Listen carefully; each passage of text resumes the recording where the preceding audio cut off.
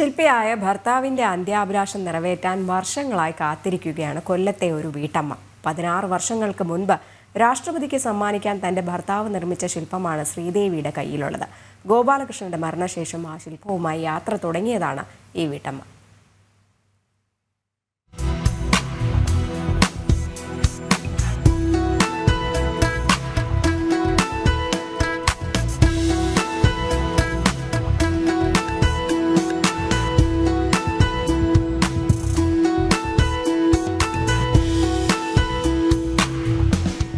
ഒരുപാട് ഞാൻ ശ്രമിച്ചു, പക്ഷെ ആരും എനിക്ക് സാധിച്ചു തന്നില്ല. ഇതെങ്കിലും എനിക്ക് രാഷ്ട്രപതിക്ക് കൊടുക്കണം. എൻ്റെ ഭർത്താവ് മരിക്കുന്നതിന് തൊട്ട് മുമ്പ് പറഞ്ഞു, ശ്രീദേവി ഇത് ആർക്ക് കൊടുക്കാൻ, പക്ഷെ ഇത് രാഷ്ട്രപതിയുടെ കയ്യിൽ തന്നെ എത്തണമെന്നാണ് പറഞ്ഞേക്കുന്നത്.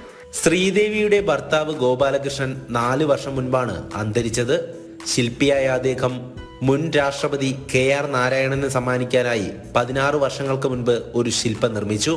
ലോകസംഗീതം എന്ന പേരിൽ പിത്തളയും വെങ്കലവും കൊണ്ട് 3.5 കിലോ തൂക്കത്തിലുള്ള ഒരു ശില്പം. 54 മുദ്രകളിലൂടെ ഗോപാലകൃഷ്ണൻ വാർത്തത് രാജ്യത്തിന്റെ പൈതൃകമായിരുന്നു.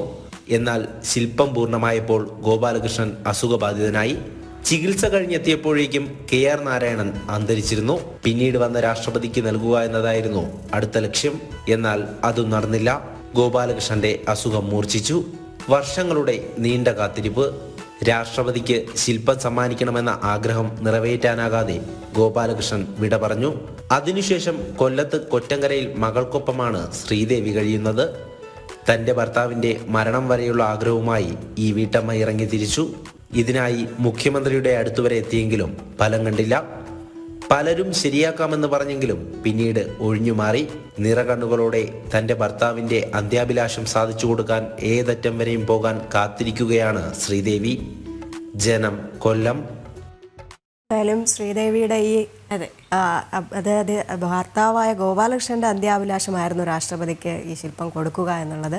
ഈ വാർത്തയിലൂടെ അത് ഉണ്ടാകട്ടെ എന്ന് തന്നെയാണ് നമുക്കും പ്രാർത്ഥിക്കാൻ പറ്റുന്നത്. അല്ലാതെ ഇത്രയും വർഷമായി കഴിഞ്ഞിരിക്കുന്നു. മുഖ്യമന്ത്രിക്ക് പോലും ഇത് സംബന്ധിച്ച് നിവേദനമൊക്കെ തന്നെ കൊടുത്തു. അതിലൊരു മാറ്റവും ഉണ്ടായില്ല. എന്തായാലും ശ്രീദേവിക്ക് ഈ ഭർത്താവിൻ്റെ അന്ത്യാഭിലാഷം അത് നടപ്പിലാക്കാൻ, ശ്രീദേവിയുടെ ആ യാത്ര ശരിയായ ലക്ഷ്യസ്ഥാനത്ത് എത്തിച്ചേരട്ടെ എന്ന് ആശംസിക്കുകയാണ്.